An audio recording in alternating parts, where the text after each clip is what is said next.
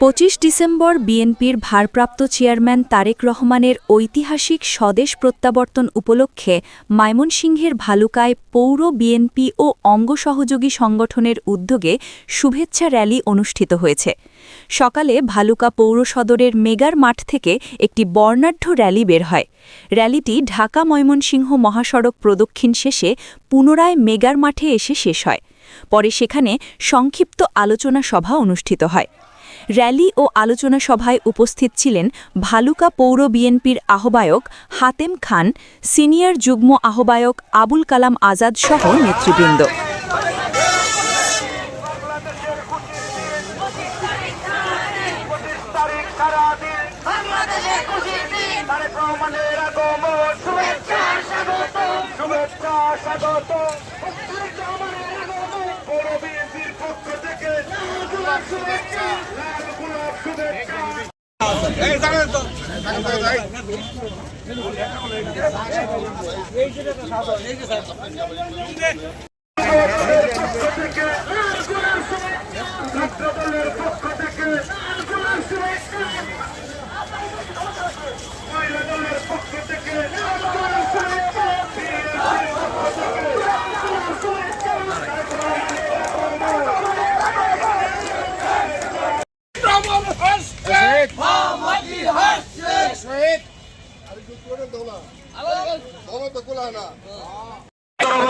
কাঙ্ক্ষিত ব্যক্তি